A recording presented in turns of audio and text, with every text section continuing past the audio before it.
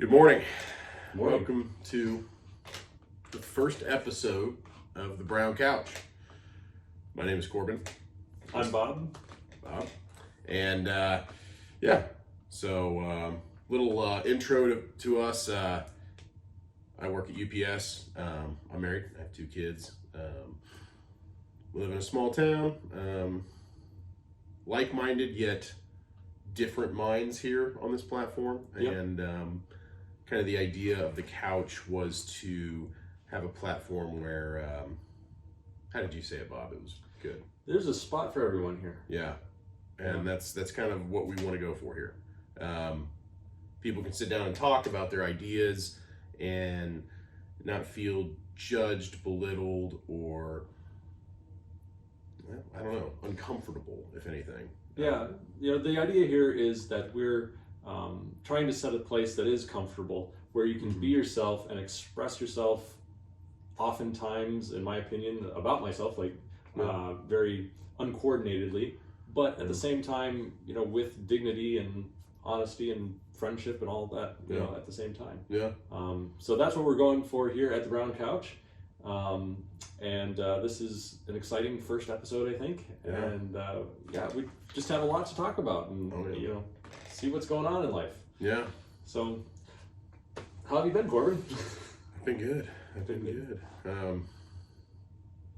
Trying to get back in the swing of things. Yeah. Not gonna lie, this year has been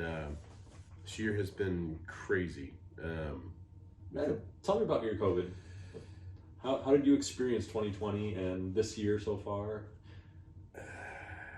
It was a roller coaster ride of work, being in work, out of work, spending too much time at home, not being productive. Yes. I think I thought this. I think a lot of people may have thought this. Having all this extra time at home, that I'd be getting more stuff done. Mm-hmm. And I found that was probably true for a couple weeks. And then, a month into it, I've found out that, I let myself go. Yeah. You know what I mean? And I wasn't getting anything done. Things that I planned on doing, I didn't do. Watched too much TV and way too many YouTube videos. I had a very similar experience in 2020. I was kind of sent home as part of the non-essential workforce that's like, okay, you can work from home now. I quickly discovered that I probably didn't have as much work to do as I would have had I been able to stay in the office. Yeah. So that kind of left a lot of free time, which left a lot of time to think about what the world is going through at this point. The COVID pandemic was just hitting, and then there was all the George Floyd stuff.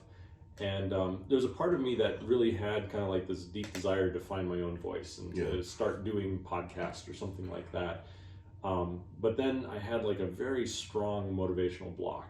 And I don't know what it was or where it came from. It was almost like a mental clamp, like, hey, you cannot do this yet. I tend to be a little bit of a spiritual person, so I'm kind of wondering if there was a little piece of that in there. But it was a challenge. It's like, because then you get into those cycles of, am I doing it right? Why can't I be productive? A little bit of, getting down on yourself, depression, that sort of thing. It tends to also build a little bit of resentment in the people around you. I'm married and I've got 5 kids, and if I'm not actively at work and yet still not able to participate in the ways that I want to participate, there's some challenges there. And there's even still some ramifications from that this year. It's like, okay, having to figure out that behavior pattern that, again, it's not something I asked for, was pursuing, but that behavior pattern can cause issues in a marriage. It can cause issues in a family. So just dealing with some of that sort of stuff. But yeah, 2020 was a very crazy year that we all kind of went through together in a very strange way, and still kind of working it out, what it means and where things are going. Yeah. It's just, you didn't really get any you didn't get any freedom from it either. Yeah. From everything going on, from the are we all going to die to the does this work, does this not work, what is the right thing to do. Yep. And then everyone's sitting around doing nothing. Yeah. And then you're like, I mean, how do I pay the bills? I guess we've got free money coming in. Yeah. How does that work? You know what I mean? Like there's so many aspects to it that can challenge you. That like, I mean, some people went insane just being at home. I know I did. Yeah. But some people will go insane not being at work or not knowing where the money's coming from, even though they've got the stimulus and all this stuff. You know what I mean? So it just affects everyone differently. So how was your experience of like the virus itself? Like, were you afraid of it? Did it impact, people in your lives that you knew? Or was it more kind of like this, cloud out there that wasn't real? I want to say fearful of it. It made me nervous when I first heard that it entered into the United States. Okay. I was like, oh shoot, this is real. Like this is, and then hearing about how fastly it's spreading, all these things, I'm like, okay, this is making me nervous. Like, and then as time goes on, you hear people that get it and it was no big deal. Yeah. And I'm like, okay, I got it. I had a fever for a day. Not even a day. It was like for 4 or 5 hours. I basically slept through it, and then I woke up the next day and lost my taste and smell. Okay. And it didn't taste anything for like a month. Interesting. And it's still weird. Okay. Still, the taste is a little bit different from how you remember. Oh, everything. Nothing's right. Okay. So I'm sitting there going, okay. Yeah. There is something to this, and I'm not saying I'm like a denier and it didn't exist and stuff, obviously, because I ended up having friends that ended up, one of my buddies, the guy he works with in his office, his wife died from it. Okay. Now she had a bunch of health problems and stuff, so but that doesn't change the fact they still died from it. Yep. So that kind of hit me like, oh wow, there are people dying from this. You know what I mean? Yeah. And but for me, I didn't see it as that. It didn't affect me that much. Yeah. I remember in the early days, even watching, there was like, various COVID trackers, and I think the state of Indiana put something out, and it was telling how many were in which counties and stuff. And I remember kind of watching that up until I was let go to go home. And so like there was, working in a warehouse at that time, there was like this weird tension going on in the air all the time. And then, they started spraying everything every night and, really putting in a lot of effort to kind of control things that way. And then, everybody non-essential went home. And then almost immediately it was like you go home, and then the next day it was like masks everywhere. If you're going out shopping, you need to start wearing them, et cetera, et cetera. It felt like this weird tidal wave was building up and about to come crashing down, and everybody was worried about hospital space and ventilators and all kinds of stuff. And then even in the family, so I'm 40, but I still have all 4 of my grandparents alive, which is pretty unusual for people that are 40. And so they're all in their I want to say late 80s now. And I still have them all. They all went through whatever COVID was. I don't know that any of them got it. There was kind of different degrees of lockdown because they all 4 live in their respective 2 homes. And I know my folks take care of my grand folks quite a bit, and I don't know that they put in a huge amount of extra precautions, while they were there doing things, so our family took kind of like this, almost a stoic approach to it, that like, maybe there's a danger, and obviously we'll, if we feel that we have it and we're under the weather, we're going to stay home and not do that sort of stuff. But we didn't really treat it like there was a general miasma everywhere that was just going to kill anybody, who's not wearing a mask or something. Yeah, exactly. Yeah. Now, I also had kind of a different perspective when it came to how people should be behaving, especially like outside. Yeah. To me, there's a couple of lessons that I learned fairly early on. One is that sunlight kills pretty much all germs. Like that's kind of its role. It just destroys the things that keep them intact and make them germs.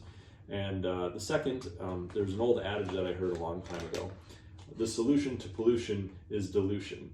And if you view droplets or viral load being sprayed out as pollution, then the best way to handle it is to dilute it. That is to spread it around as thinly as possible so that it doesn't concentrate in one area. Well, outside has the wind. That's exactly what the wind does. It just it comes by and it blows the air around, and your droplets get spread up in the atmosphere in different places, and it just doesn't affect people when it's not in the same viral load. Now, the mistake then is something like putting people inside in enclosed places, because then that's what causes that viral load to build up. Back in the day, they used to have outdoor hospitals, and they'd use it for things like tuberculosis and other viral infections. But their reasoning was exactly the same: sunlight, fresh air. It's the wind. Now, they may have put it in slightly different terms back then, but it's still, they used them because they were effective. And we didn't start getting all these, super bugs until we started saying, no, hospitals are supposed to be like these dimly lit hallways and medical rooms and stuff, and with poor circulation everywhere. I mean, like horror movies are made off of what a hospital is. Exactly. You know what I mean? You're like, how the heck? And honestly, like when you're sick, you should be just out in the sun as much as you can. Like even if you got to be in a blanket or under a tree or something like that, like just being outside, it's good for you. What blows my mind is the fact that when they had the shutdowns and all that stuff, people lock themselves in their houses and didn't go outside. And I'm like, vitamin D is a good thing. But that's what I find funny is like, funny in a, I don't know, not an actual like, haha, this is, but it's more of like crazy way. Is the fact that like I know people that didn't leave their house for 4 months, did not step outside their house, everything was delivered, and I'm like, and they were probably spritzing it all when it was coming in the doors and delivering packages. I would have people say, just leave it there in the sun, and I'll pick it up tonight. As they're like out the door screaming at me, don't come any closer to my house. Put my package in my yard. Actually, put it right there. I'd set it down. And like I'd deliver the neighborhood, and then as I'm driving out, I see him out there with like a hazmat suit, basically spraying the package with Lysol, and I'm just like, I don't care what it was. I mean, I don't care if it kills on contact. Like if this thing would kill me on contact, I'm not gonna live my life that way. There's no way. The insanity. I would go insane if I was that paranoid. Well, there's something about it too. Like, so this is it's a pandemic. So it's like this weird, unknown, unseen thing, and everybody is suspect. Everything is suspect. I don't know what to do. And it's almost like, and you're a criminal, basically, if you question it. Yes. That's what gets me. Well, so criminalizing things and doing that. It's very much a fear-based response. And I get it. Okay, things are scary. Like this is unusual territory, but there's also the issue of like death as this event that happens to everybody, right? Like if you look around in the world, everything dies. Like there's, as far as I can tell, 0 exceptions to that rule. Now, we might die on different time scales. For example, the Great Pyramids of Giza might not die and be torn down for another 10,000 years, but eventually they will be torn down and die. There are giant trees that are being cut down in, I think, Canada nowadays, bigger than we are. They've lived for 1,000 years or something. But they're still dying. And again, they're dying at our hands, but even if it wasn't our hands, they don't have an infinite lifespan. Like these, everything dies. You're gonna die. I mean, this is a part of it. And what I feel like COVID did was really, it showed a generation of people, my age and older in particular, that your days are numbered. Like there's nothing you can do about it. There's a scary thing. You have to actually like sit back and do the work and think about that and rest in that. and so almost everybody had, you know, grandparents die, or a neighbor who died, or somebody that they knew. Like there's there's a fellow in my plant that was probably in his late 50s, early 60s. A lot of comorbidities, though. He passed away from COVID. Yeah. And again, our hearts go out to those the families and the people that are closest. But there really is something about, like, you know, having to do this inner work and coming to grips with your own mortality, and then how are you going to live your life in light of that? Exactly. You know. Yeah. But and I think that many people are unwilling to do that.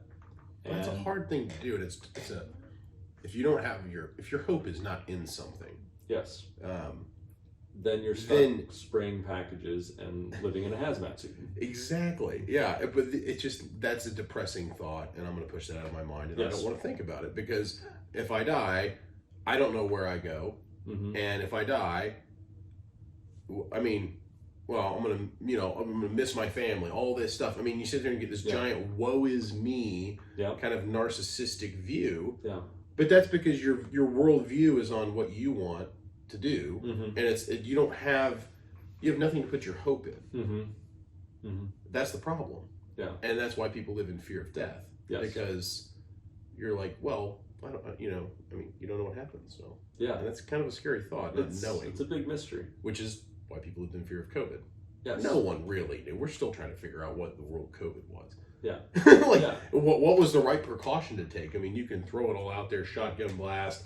This is what we need to be doing, which is what we did. And turns out, I would say at least 60-70% of half the stuff they said wasn't true. Yeah. Or it could have been modified to not be as like movie cringes pandemic type-ish, whatever. Yeah. Yeah, and that plays. It's a weird thing too, because now we're getting into what are the appropriate tools and that sort of thing to get people to either comply with some sort of a regulation or adopt some sort of a new behavior. Like how do you convince a people to act in one accord, or at least in some sort of an accord that isn't intentionally dangerous? You just have the government tell them what to do, and they just believe blindly. Yeah, there's that. No, I'm kidding. Well, no, I'm just. I mean, that's a piece of it. Is or what should the government's role be? Like how much can we do with manipulation, or what amount of manipulation is right compared to like actual data? Examples would be like, let's say you want your child. You've got a 3, 4, 5-year-old that you're trying to get to stay in their bed, and every time you leave the room at night, they come running out after you. Well, what if you tell them the story? Hey, there's a monster that lives under your bed, and if you put your feet on the floor, then that monster's going to grab you. Okay. Now this is pure manipulation, pure bullshit. Yeah. You're probably, in all honesty, traumatizing the child. Okay. At the same time, you might actually get the behavior that you want. They stay in their bed. Yeah.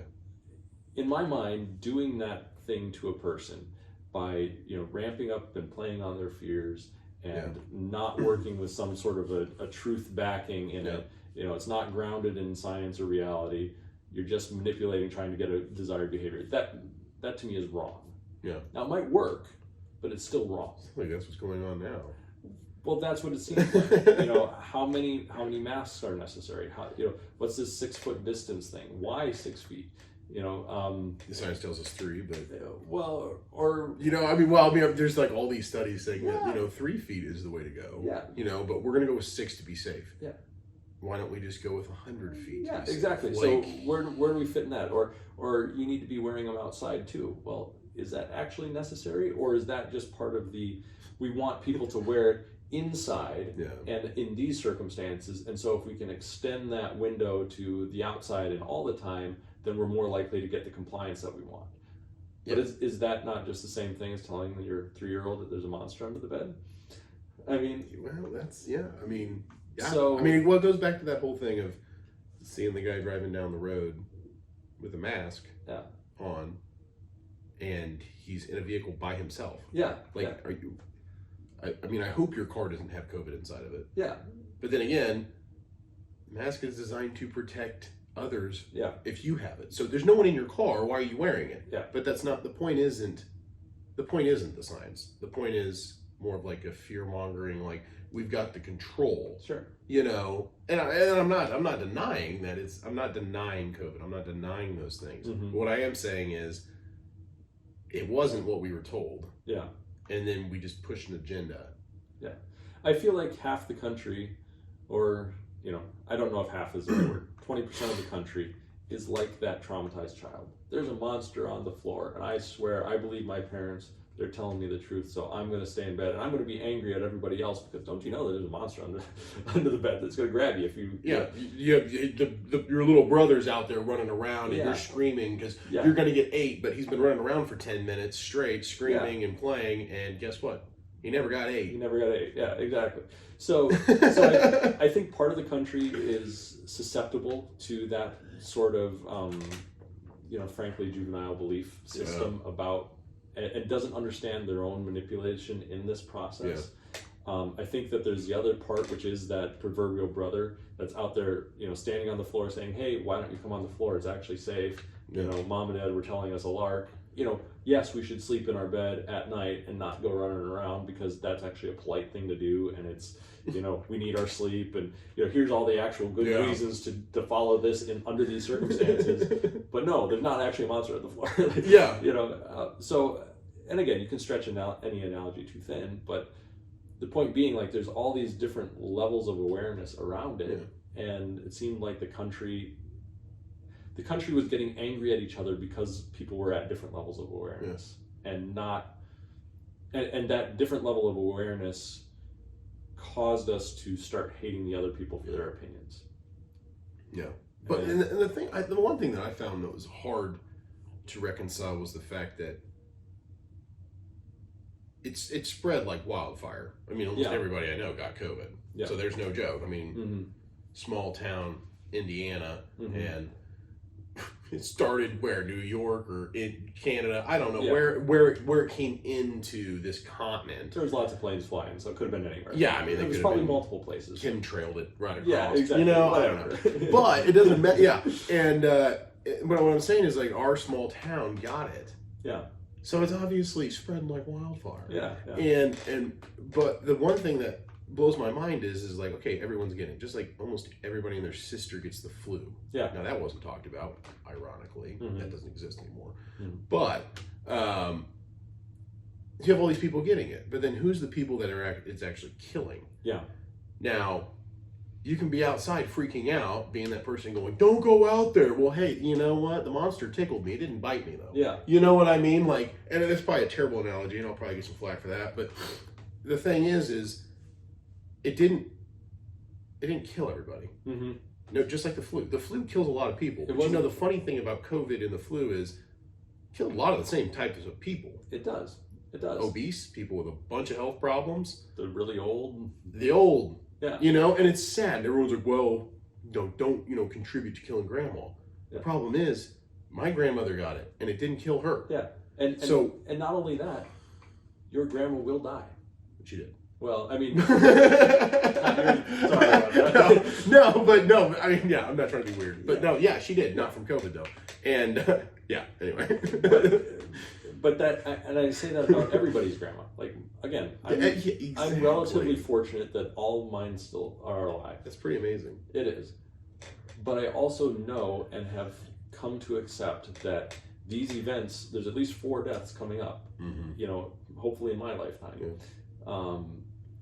And it's unavoidable. Yeah. Like, and so I need to cherish the time that I have with them. Yeah. I need to love them dearly. You know, but my approach to them is not going to be like, I need to hang on and cling to you as this grandma that's never going to leave me, because you will leave me. Yeah.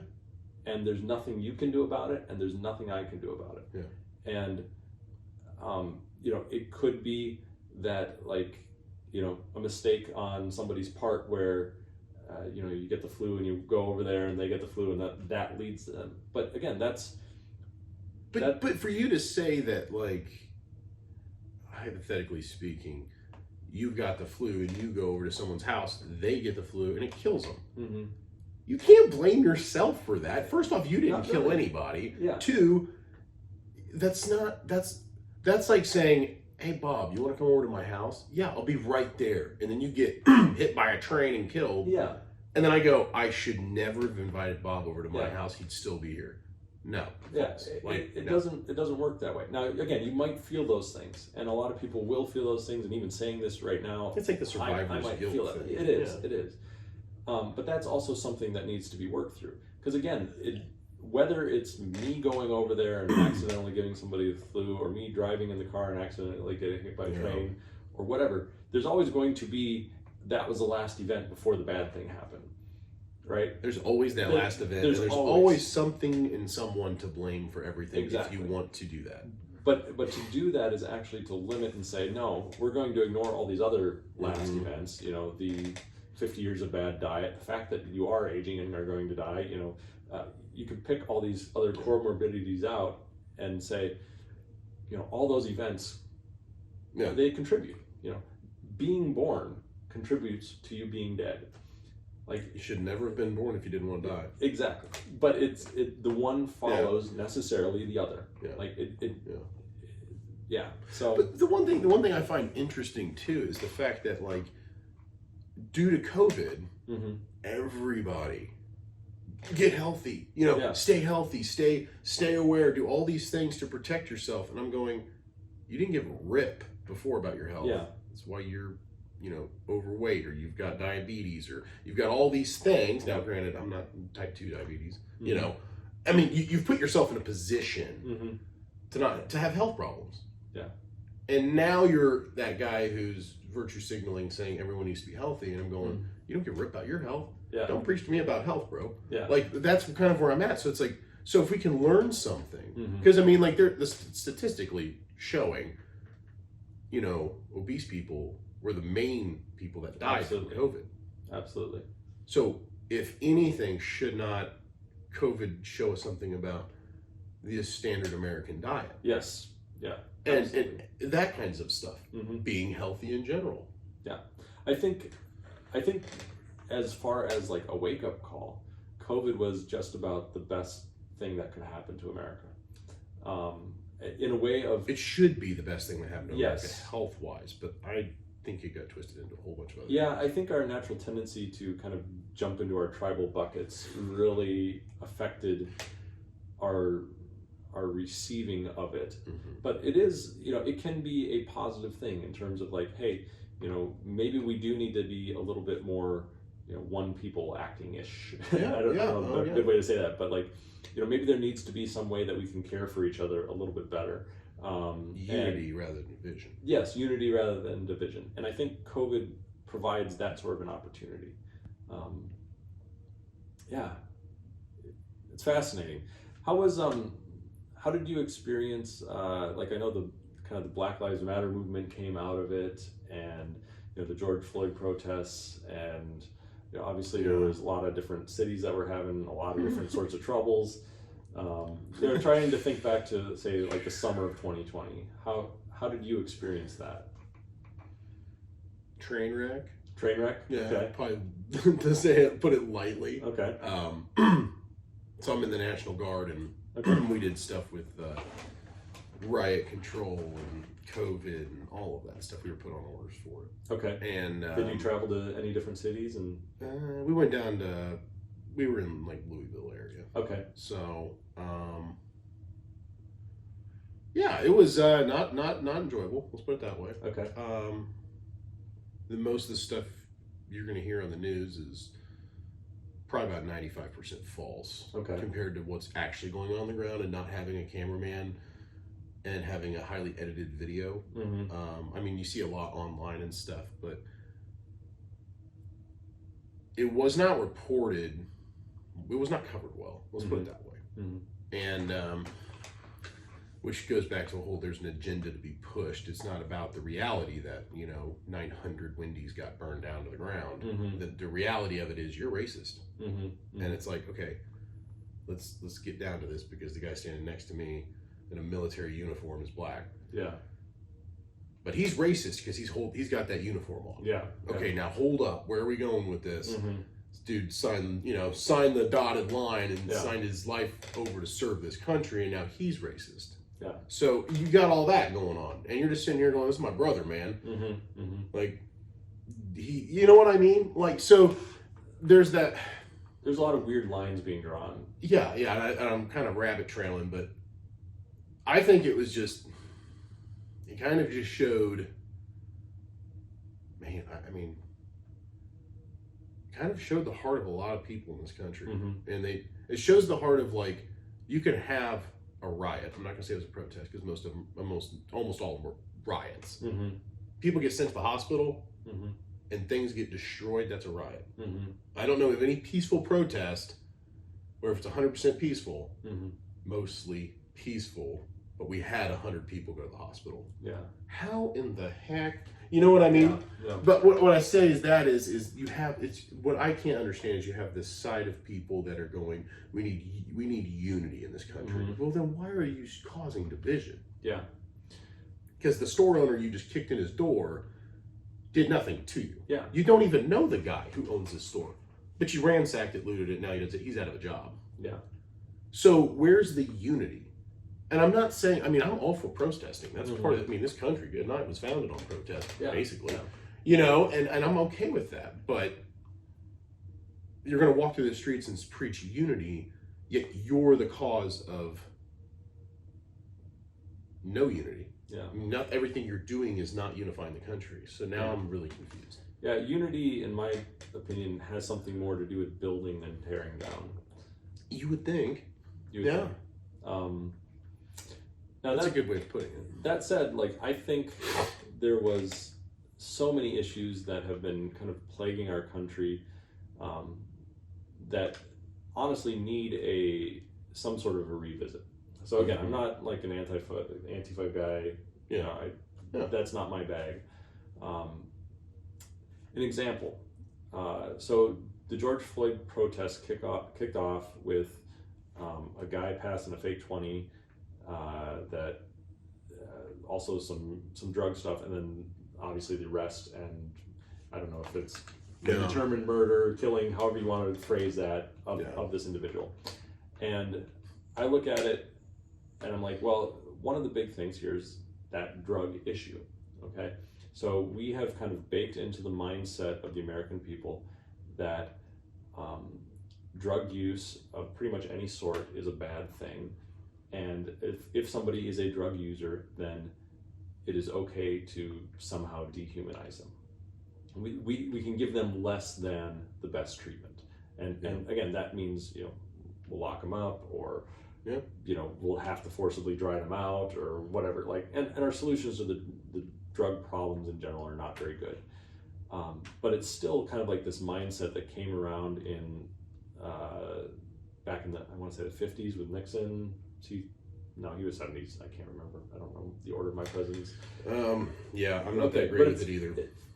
50 years ago in the 70s. There we go. Okay. So this is like kind of a Nixonian mindset of, we're going to take all these, you know, troublemakers, the undesirables, whatever, and we're going to, instead of like punishing them directly, we're just going to punish everything that they do, all the things that they want to partake in, and then so we're going to make all that stuff illegal, and we're going to say, yeah, that's what the science says. You know, these are all Schedule 1, no possible benefit. Like, and again, who's ever heard of something like that? Is there anything in this universe that is a purely bad thing? Okay, you know, like nuclear power. All right, you can make bombs out of it. That's a bad thing, but you can also make, you know, life-saving radiation machines and endless energy, right? Like, so you can turn anything into. I mean, anything into a weapon, for one. I mean, you could take a toilet plunger and beat someone to death with it. They go, well, we need to outlaw toilet plungers. Okay, hold up. That's not a normal way to kill someone. You know what I mean? Well, you know. But see, that's the... in my mindset, objects, chemicals, you know, those sorts of things don't fall into good and bad categories. They don't fall into eternally useless and potentially useful categories. No, like, you apply the mind to it, and then that determines what happens with it. Yeah. So again, you know, I'm not all for partying on LSD, but I think that there's, you know, by saying this particular thing has absolutely no therapeutic benefit, it's like, no, you were an idiot. You can't just say that about an object that it has no benefit. You can't just say that about a chemical. Like, well, I mean, it's no different than, like, So you're using like LSD as an example. Yeah. What about fentanyl? I would say that fentanyl has a use, and it probably has a use in those, like in surgery. Yeah, exactly. That's Okay. why. Yeah, that's what I'm. That's where I'm going, because I'm sitting here going, okay, it's a painkiller, Yeah. and it's a pretty amazing painkiller. Yeah. But then when you have people on the streets taking it, everyone. I mean, you take it for very long, you're going to die. Yeah. I mean, it's not. It's just a matter of when. Yeah. You know. But that's pretty amazing to think about, because, yeah.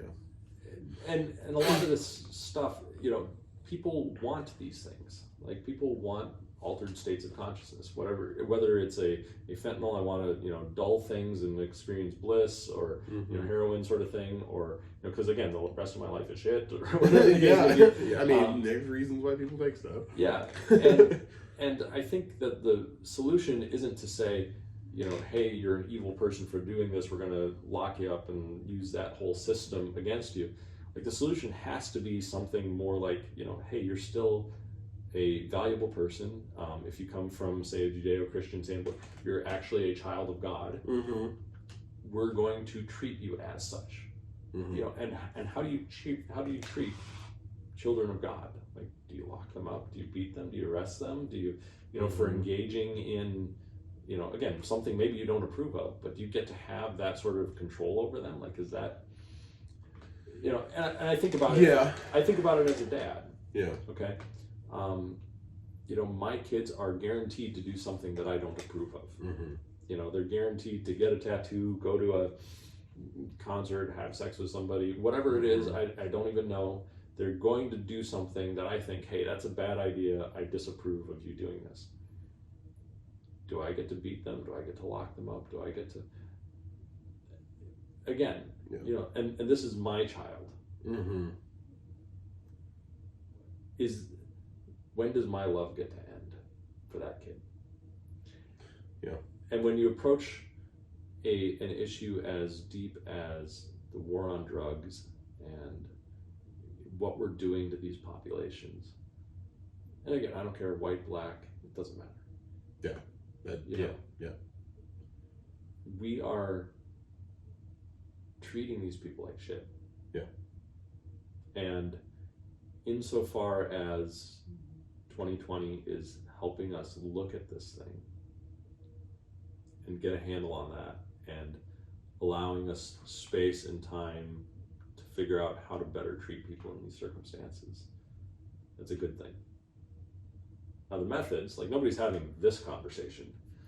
Well, I mean, we're having this conversation, but the political level is not having this conversation. I just don't think they care. I think that they're more worried about money and power, and that's a very blanket, broad statement. But when it comes down to, like, you know, well, drugs are bad, outlaw them. Yeah. Okay.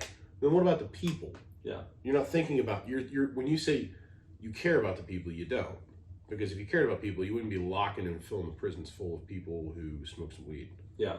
You don't care about people. And first off, I think you're kind of dumb if you don't understand what marijuana does to the body. Yeah. I mean, I've changed my stance on it a little bit. I don't smoke it. I don't care if people do smoke it, though. I think doing heroin is probably a bad idea. Sure. I mean, what does not serve a purpose or a benefit. Yeah. But like I said, who am I? Yeah.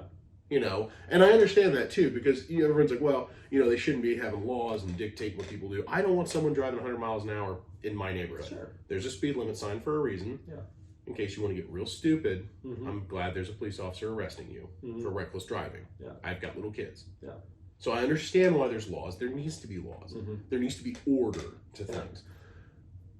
But there's not a whole lot of thought put into why certain things, like, we'll go back to the marijuana thing. You're lumping marijuana and heroin in the same boat. Well, there's different classifications of felonies and misdemeanors. Screw all of that. The point is, you have a record now because you had a joint on you that it's actually safer to smoke weed and drive than it is to drink a bunch of beers and get in a car. Now, they're both illegal, but it's not illegal for me to go to the bar and tie a couple back. But it is illegal for me to go smoke a joint in my own house and then go, I'm getting a little bit hungry, or got the money. I need to run to the grocery store. That's what I don't get. And there's no common sense put into it. There's no common sense. Yeah. And so my opinion on law, it's a weird balance. So you brought up like the idea of speeding in your neighborhood, right? Yeah. And I get it. I totally get that. What it seems to me to be is like this general underlying thing that I pointed out, like how are you treating other people? Mm-hmm. And in the case of us locking up, weed users or whatever the case may be, we're treating them poorly. Okay, like they as a collective are not harming other people; they're just doing their thing, and so we're throwing the book at them unnecessarily. Yeah. On the other side of it, though, the person speeding through the neighborhood is actually treating everybody else in the neighborhood poorly. They're saying they've got the selfish, my need to go fast and get from here to there trumps my need to care about your kids, my need to care about your dog, my need to care about your property. Interesting. Okay. So, and at that point it's like, okay, we still need to stop you. Okay. But even there, I would say we need a transformation in terms of the prison system, because it can't be, we're going to do this in order to punish you. Yeah. It has to be something like, hey, we need to make sure that we are still caring about you as a person, even as we are stopping you from doing this and we're taking away some of your liberties. Like, it can't just be, we're going to put you in a cage that will likely make you crazy. I saw a Michael Moore documentary. It's on YouTube. It's about 10 minutes long or so, I think. But it's about, I want to say, the Norwegian prison system. And again, they've got like murderers that are living in like almost like little cottages in a little community together, and they've got their knives that are there, and these are again people that have been convicted of murders, and the cops come by and they it's like, yeah, you're restricted, you have to stay here in this community, but your family's allowed to come. We've got come visit regularly on they don't even have to be watched. It's just a completely different mindset about how to treat prisoners. But who pays for all that? I think it still comes through taxes and stuff, but it's not any better or worse than the systems that we have, because we pay a lot. No. My only thought on that is like, man, good night. I can go whack somebody, and then I'm just gonna get a free cottage, and I don't need to do anything besides whatever you tell me to do. But I still get this sweet little place to hang out. But there's a little less incentive when we're gonna lock you in a box for the next 30 years. Yeah. If I'm paying for something for a murderer, I'm going to pay for the box and not the cottage. Yes, but the other side of that is they don't have as many, like, it's still not, people don't want to naturally go out and do these things. And normally when somebody becomes a murderer, it's because of like this underlying trauma, like, the shit childhood, the getting beaten, you go down the list. There's always like this backstory of abuse and mistreatment that has triggered into this thing. Like, it's very rare that a child comes into this world and is like, yeah, I'm gonna go kill people. Right? It's like something happens in those formative years, and they, So whatever solutions that we come up to with all these issues have to be kind of like a multifaceted sort of a deal. And I do think, I do think there needs to be some prison reform. Yes. Because the amount of money that we spend on jails and prisons and things like that, it's kind of staggering. I need to go look the number up. Yeah. But I've heard people talk about it before, and I'm just like, this is insanity. Mm-hmm. That we're spending this much money to let a bunch of people sit in a box for free. Yeah. And we're not using them. Now, I'm not saying use them as slave labor, but good night, put them to work. You're already getting punished. You might as well force them to do something. Mm-hmm. It sounds crazy, but it's like, give them something to do. And they're like, oh, well, some of them do have jobs. Yeah. Yeah, but not all of them. Yeah. What I'm saying is give them something to be productive citizens of society, because they obviously weren't before. Yeah. And now you lock them away and they continue to milk American taxpayers out of their money, and we're like, well, it's punishment. Is it really punishment? Because there's a lot of them that do better in jail than they do out. As soon as they get out on parole, they'll do whatever it takes to get right back put in that box. Yep. So then, you know what I mean? It's like, but also a lot of guys are locked up for things like marijuana. Yeah. Oh, you were trafficking marijuana. Oh, from Indiana to Illinois, and now I've got 20 years because I had 3 pounds of weed on me. Yeah. I got 30 years in prison. Yeah. For grass. Yeah. I mean, and now as the American taxpayer, I'm paying for that. Yeah. Now I understand if it's cartel people and you're taking a truckload of heroin across the border. Mm-hmm. I mean, it's usually not for a good time. A lot of people die. I mean, yeah. I've had several friends overdose on that stuff. Mm-hmm. So for me, there is no point. If you want to take it, go ahead and take it. Mm-hmm. I don't think you should be locked up for it, but I also don't think you should be handled. That's a weird one. It's tricky. know. It's tricky. Yeah, I think that a lot of this, so the prison stuff I really think needs to become substantially nicer, because I think it should be about like limiting your freedom, not limiting your, like there's a difference between I need to limit your freedom and I get to put you in a cement box. Like those are different things, and that's what the Norwegian model understands somehow. Is like, because the cement box actually inflicts trauma and has a deep psychological toll on it that just limiting freedom doesn't. I don't know. There's plenty of. I'm sure we'll get into discussions about this sort of stuff again. It's so complex. It really is. It's so complex. There's no silver bullets. Because when you say that, like, that model, the Norwegian model, I'll have to look into it and see exactly what it is. But I'm like, why do I want this dude to be rewarded and shown some sort of favoritism? Mm-hmm. I mean, if I walked in and some dude just murdered my family, yeah, and they go, bro, got a cottage for you, and I'm like, hey, bro, I'll come visit. Yeah. I'm like, no, freaking lock him away and throw the key away. Yeah, lock him up, throw the key away. I think now, I would hope that I'd be forgiving and loving, mm-hmm. but it'd be a very hard thing to do. And then to see that he's rewarded and go, now, you know what, don't hurt the bad man's feelings. Yeah. What about mine? He just killed my family. Yeah. Hey, you know what? You need to chill out, bro. He's got a cottage now and you're paying for it. Yeah. You know what I mean? And that's where I come across like, okay, this sounds really weird.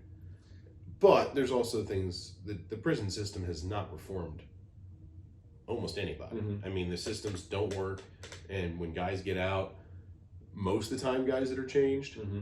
I have friends who've got out of prison, is they got saved. Yeah. They became Christians. Yeah. And their lives were turned upside down mm-hmm. in prison. And those are the only people I know that have actually legitimately walked out and changed. Now, there are people that probably are like, man, that sucked spending 15 years of my life in prison. I'm going to change. Yeah. You know what I mean? You have those things, but it's not because prison, the system changed them. Yeah. It's from some external thing or a mental or spiritual change in their own life that when they get out, they go, never doing that again. Mm-hmm. But it wasn't because, gosh, dang it, my warden, man, he said something really smart. Like he said some meme and it just blew my mind and I decided to change. Or I sat in some prison class and my life was changed. I'd love to see the statistics on that actually. Yeah. Yeah, I think that that there's definitely a relationship with higher power, be it Christian or some other religion that really catalyzes change. Mm-hmm. And someday, maybe not today, but someday I want to do a metaphysical discussion with you. Like, what do you think is actually going on here? Because that leads itself directly into all kinds of interesting places in terms of like, why should we, like, is there an argument to be made about the slightly cushier treatment for prisoners, the cottage for the murderer sort of thing. Yeah. And because I think that there is, but I think it really does come down to metaphysics and our understanding of reality. But that's for another day. We'll hit that one later. Yeah, no, that's fine. I'm more interested in getting into it. I don't, like I said, my opinion is my opinion, and my opinion is usually limited to my limited knowledge of things. You know what I mean? Got these really, that's part of being a human is like these experiences that we have and opening them up. Yeah. So back to 2020. Yeah. Since we did a rabbit trail there for a little bit. Oh, well, the rabbit trails run deep here. They do. That's what, room for everything on the couch. Yeah. What was your opinion of the whole election cycle that came out of it? Okay, because again, we hit a little bit on media and its distorting of reality. We've got from the mainstream side, like this orange man bad complex thing going on. We've got, as far as I could tell, the most passionate base of people that I'd ever seen. I'm talking like just prior to the election, I was driving. I went to a wedding out in Colorado. Yeah. And drove out there, and I think as I was coming back, there was some day, but Trump supporters were on like every overpass on the highway, and they were waving flags and shouting and doing this, trying to get honks out of people and stuff. And I'd never seen that before. That sort of, and maybe it happened.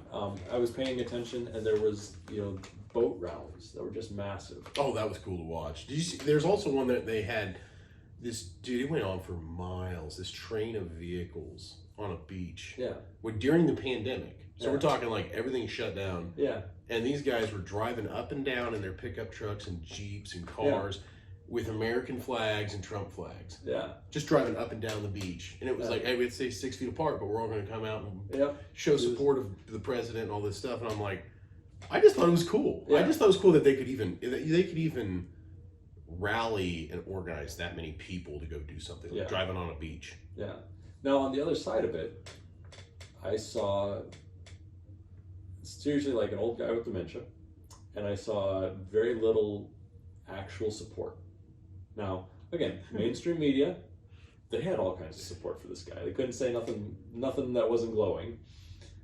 And so then this election thing happens, right?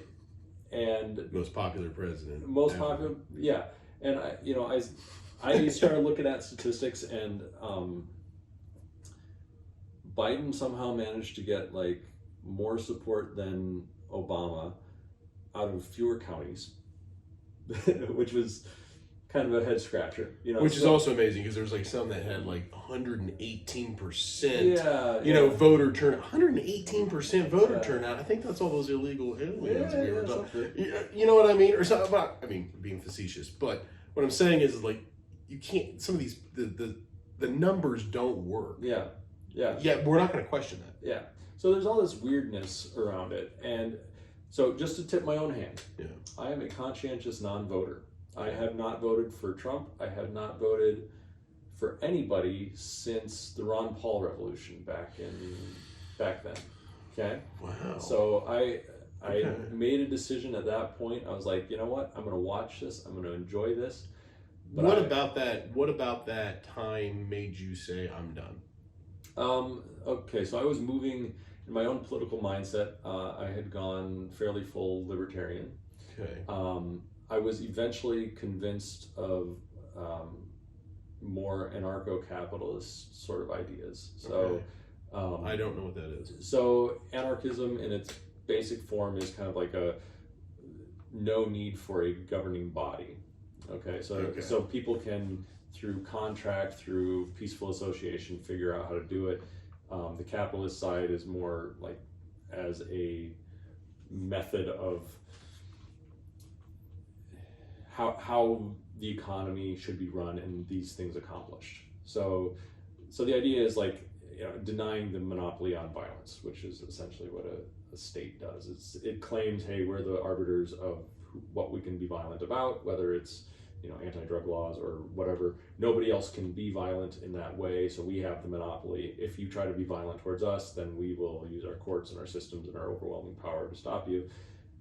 But there's also like a cultural legitimacy of that. So yes, the state has the right to be the people that have the monopoly on violence. And so I kind of got away from that idea and said, no, they're just people just like the rest of us. How can they claim to have this particular sort of a monopoly? How do their rules get to be the rules? Yeah.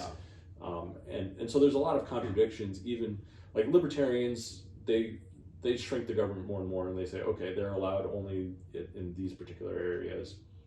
And anarchists, typically they would say, no, even those little areas are inconsistent. So somebody that I would consider an anarcho-capitalist or something close to that nowadays would be like a Michael Malice sort of person. So they tend to have a little bit of that kind of trickster capacity, smart. But yeah, he would be kind of a poster child for how I thought in those years. Okay.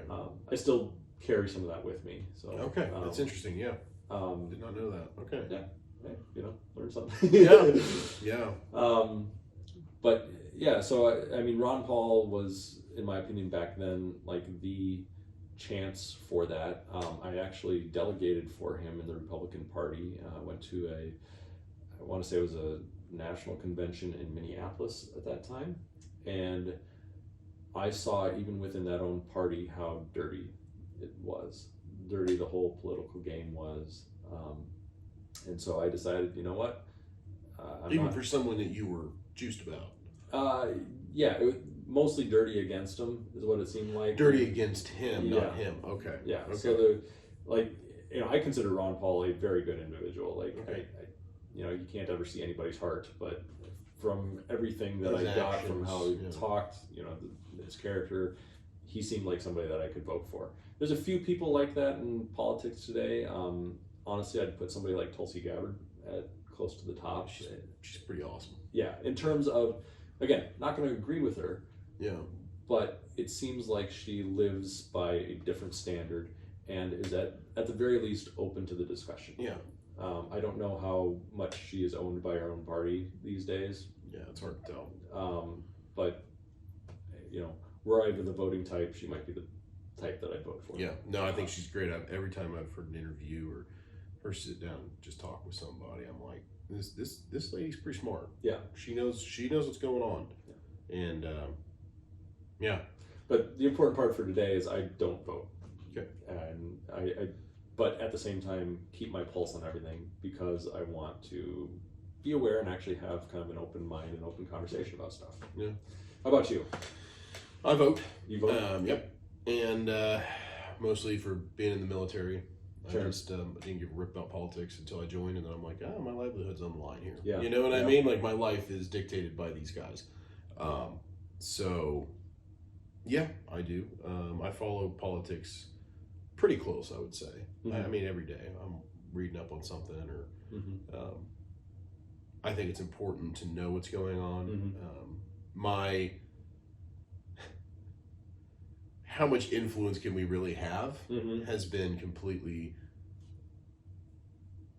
My idea of politics has been turned upside down, and my faith in the system has been turned upside down. Yeah. I love this country. I think it's one of the greatest countries in the world. It is the greatest country in the world. Mm-hmm.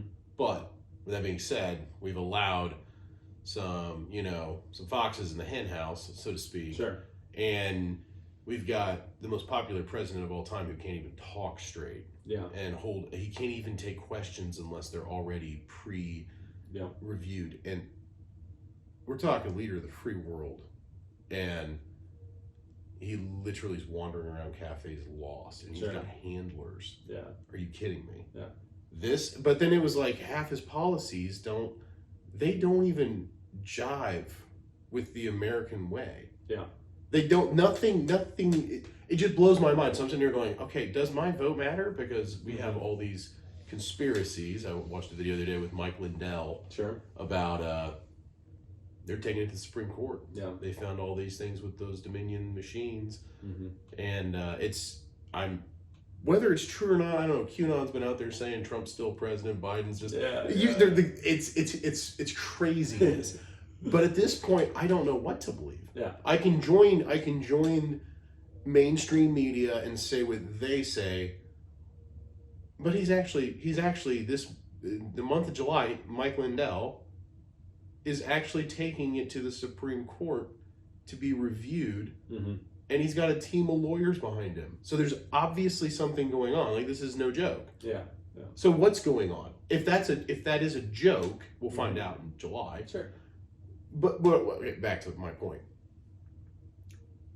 My faith in the system has diminished a lot. Sure. And that breaks my heart because it's like, this is the one country in the world you're supposed to have faith in the way that it's supposed to work. Yeah. And we've been proven over and over and over that if you've got money and the right kind of influence and power, you can get away with murder in this country. Yeah. Hillary Clinton. There you go. Throw that one out there. Yeah. That's just making everyone else mad or happy. So I mean, but then it's like you've got the whole thing with the Hunter Biden thing. Yeah. Where he has a gun, he gets illegally, and lies on federal documents and then throws it behind a dumpster at like a Taco Bell or something. Yeah. And guess what? Doesn't matter. Doesn't matter. Yeah. The whole child, everything on his laptop, Mm-hmm. none of it matters. Why is that getting swept under the rug? If I did that, I'd be locked away. Yeah. You know what I mean? But this, oh, well, it's the president's son. Yeah. I don't give a rip who it is. Yeah. I don't give a rip who it is. You can't break the law like that. But now you've got special protection and CNN doesn't want to talk about it. So anyway, it goes back to my point of is you're starting to watch all this unfold and it's so obvious and it's like, I'm so tired of it. Yeah. I still follow it, you know, but Yeah, I'm of the opinion that something deeper than what most people realized happened in 2020. oh gosh, yes. I mean, so the way I look at the country, and again, this is very broad, high-level stuff. Just speaking purely in generalities. The left and the right are a marriage of sorts, and something was going on for the 4 years of Trump's presidency where the left decided that the right just gets to take it.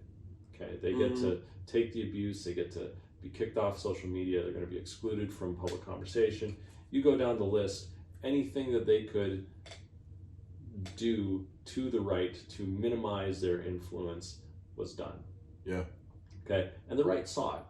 Okay, and this is almost how I would put it, almost like an abusive husband in the way that they were behaving. Okay, we're gonna be checking in on your phones. We're gonna be, barring you from texting anybody. We're just gonna go after you and make you miserable. Why? Well, because we don't think that you need a voice right now. You took the presidency from us in 2016. It was supposed to be our woman. You took it in a way that we couldn't lie and cheat and steal about it enough. Yeah. So we're going to get back at you by doing this. Okay. Well, the right saw through it. Like the right understood what was happening, and they just took it. I mean, they complained a lot, right? But they took it on the chin. They started building their own platforms and stuff like that. But for the longest time, the right was basically saying, "Hey, you guys are actually just going insane here, and you're treating us as unfairly as possible. You got to knock it off." Yeah. Right? So again, husband and wife, I'm going to stretch the analogy a little bit. In this case, the wife is being dutiful, and they're still making dinner, they're still putting it on the table, but they're complaining all the time, saying, "Hey, you're actually just being an asshole to me. You got to knock it off." Yeah. So the 2020 election comes around, right? And what appears to me, again, as like this outside observer, I'm not voting, I'm just looking at my own experience of enthusiasm. I'm looking at, really, this guy has obvious dementia. I'm looking at all this sort of stuff. It appears to me that cheating happened. Thank you for bearing with us with some technical issues. Anyways, Yeah. back into the conversation. Yes. As I was saying, it appears to me that cheating happened, given all this stuff going on in the 2020 election, and just how it felt. Yeah. Now, in a relationship, when you call cheating, if you call shenanigans, hey, you're going out with, staying too late at work or whatever, the person who has been called out on that has a couple of different options. The first option they can do is lock their phone and put a password on it, and they can say, no, you have to... How dare you? Yeah, how dare you? You have to prove that I cheated. Yeah. Right? Now that's fine. It's fine and dandy. But at this point, the trust has already been broken. People don't just call cheating for nothing. Yeah. There's suspicious behavior going on that is causing this to happen. Yeah. Now, in the context of the national election, all that, the suspicious behavior was 4 years of ridiculous reporting, slander, allegations, all kinds of nonsense, right? And then leading up to the election happened, and within hours, you've got the funny graphs where, the memes are all out there. Everybody knows it just looks ridiculous. Yeah. And so, again, it seems like if there's not direct evidence, there's enough evidence to generate the emotional feeling that something is going on here. Yeah. And in a relationship, it's sorry. One thing that I find interesting too is the fact that we went forever Russian collusion. I mean, go on there the hysterical videos on YouTube of all of these people saying Russian collusion. never And happened. go investigate. Well, guess what they did? Yeah. Trump didn't say no, you can't investigate this. He was like, go investigate. Prove to yourself that you're full of crap. Yeah. And it was a lie at the beginning. And guess what? As soon as they found out that it was a load of horse crap, they literally turned around and go, just bury it, stop talking about it, let's move on to something else. Oh, there's no apology for saying maybe we should have jumped on this freaking horse and rode it for so long. Yeah, but the reaction that Trump took at that time was what somebody who wants to preserve a marriage does. Hey, I'm an open book. Go investigate it, figure it out, do it to your heart's content, spend millions of dollars, whatever you need to do. But I want you to be sure that I have not cheated in this. I have not colluded with the Russians. Okay, do it to your heart's content. The other side of that is what it appears that the Democrats did in 2020, and that is they blocked their phone. They said, no, you don't have any proof. Go prove it in the courts, et cetera, et cetera, et cetera. Now, at that point, though, once you have alleged cheating has occurred, you're done playing the game of power. You're actually playing a metagame. You're playing the game that rides over that. And that is the question, is this marriage actually going to keep going forward, or is this a split? Yeah. And, you know, if this was a regular couple, and one of them says, hey, I think you're a cheater, and the other says, I'm going to lock my phone and you can't prove it, you know. Prove it in court. That's going to go real well for your marriage. Exactly. That marriage is already over. Yeah. Sorry. Yeah, it's like you don't even care to save it. Exactly. Sorry about your luck. Yeah. Now, I don't think the Democrats realized that was what's on the table, but in my opinion, we're actually headed for the Great Divorce. Now, it might take another 4 years, 8 years to shake out, something like that. But I think America as a single unified country, 50 states under one flag, I think that entity is done. And I think 2020 was the last time to see if it would survive. You don't think that we could get to a point where it gets so stupid, like Stupidville really rolls into town, and you don't think that we could, like, let's say it train wrecks so bad under Biden that people get so mad that it ends up drawing unity, because you're already seeing a lot of prominent Democrats come out and go, this is dumb. This is dumb. You cannot do that and expect a good outcome. I'm being vague because I'm missing. There was an article I was reading, and it was like there's some Democrats that came out and were like completely with the right. You know what I mean? So do you think that things could get so bad that you end up having prominent people just completely abandon their own party and go, I don't give a rip, I'm going across party lines because you're destroying this country? Yeah. Good question. Back prior, well, maybe it was just after, I can't remember if it was prior or after, I think it was before the 2020 election. I wrote a Twitter thread essentially saying, you know, here's how it's going to go. It's either the Democratic Party needs to implode and be done with, and the left needs to come up with something that's actually functional and based on, you know, truth and honesty and kind of like these, you know, that's something that you would want in a marriage, or the country's going to implode. You know, it's either that party or the country. Now, it's possible too that the Republican Party implodes and becomes the Trump Party, or, you know, I don't know what's going to happen there.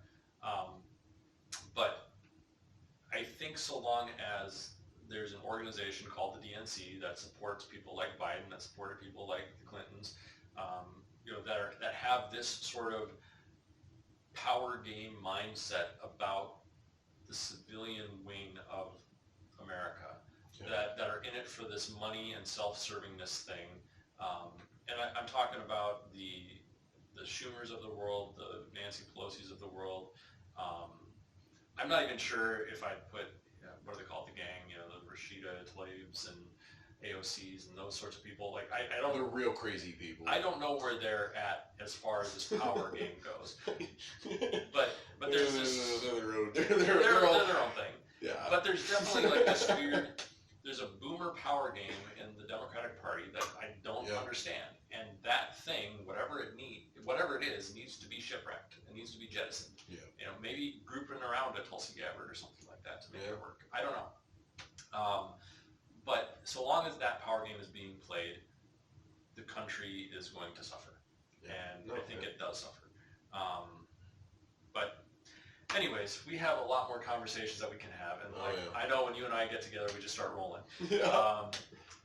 But this has been a wonderful, I think, first enterprise with the brown couch here. Yeah, I think so. And you know, technical glitches and all, we'll hopefully stitch this together seamlessly. Yeah.